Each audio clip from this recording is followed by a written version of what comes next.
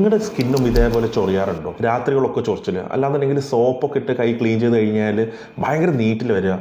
ഇനി നിങ്ങൾ മോയ്സ്ചറൈസിങ് ക്രീമൊക്കെ ഉപയോഗിച്ച് കഴിഞ്ഞാലും ഈ തണുത്ത കാലാവസ്ഥയിൽ ഒരു മാറ്റമില്ല.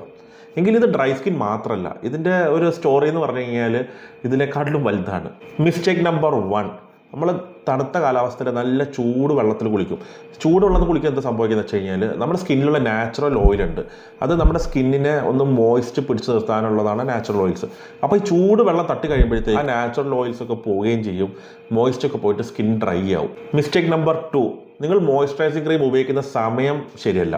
നമ്മൾ കുളിച്ച് കഴിഞ്ഞിട്ടോ അല്ലെങ്കിൽ കൈയൊക്കെ വാഷ് ചെയ്ത് കഴിഞ്ഞാൽ വിത്തിൻ 2 to 3 minutes തന്നെ നമ്മൾ ആ മോയ്സ്ചറൈസിങ് ക്രീം അപ്ലൈ ചെയ്യണം.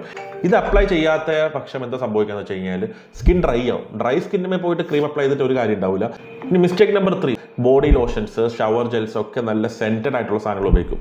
ഇതൊക്കെ സ്മെല്ല് ചെയ്യാൻ ചിലപ്പോൾ നല്ലതായിരിക്കും, പക്ഷേ ഇതൊക്കെ നമ്മുടെ സ്കിന്നിന് വീണ്ടും ഇറിറ്റൻ്റ് ആണ്. അപ്പോൾ ഡ്രൈ സ്കിന്നുള്ള എല്ലാവർക്കും ഇതേപോലെ ചൊറിച്ചിൽ വരുമോ? വരണമെന്നില്ല. അതിൽ കുറേ ഫാക്ടേഴ്സ് ഉണ്ട്. ഇതിനൊപ്പം തന്നെ സ്ലീപ്പ് റെഡി ആവാതെ വരിക, നമ്മുടെ ഭക്ഷണം റെഡി ആവാതെ വരിക, പിന്നെ പ്രധാനപ്പെട്ടതായിട്ടുള്ള നമ്മൾ വെള്ളം കുടിക്കുന്നത് കുറവായിരിക്കും. അപ്പോൾ തണുപ്പ് കാലത്ത് നിങ്ങൾക്ക് വിട്ടുമാറാത്ത ചൊറിച്ചിൽ വരിക, അതല്ലാന്നുണ്ടെങ്കിൽ മോയ്സ്ചറൈസിങ് ക്രീമൊക്കെ ഉപയോഗിച്ചിട്ട് മാറ്റം വരുന്നില്ല എന്നുണ്ടെങ്കിൽ നിങ്ങൾക്ക് പേഴ്സണലൈസ്ഡ് ആയിട്ടുള്ള കെയർ വേണ്ടി വരും. അപ്പോൾ നിങ്ങൾ ഏറ്റവും അടുത്തുള്ള ഒരു ഡോക്ടറെ കാണിച്ചിട്ട് അതിനുള്ള ട്രീറ്റ്മെൻറ്റ് എടുക്കുക.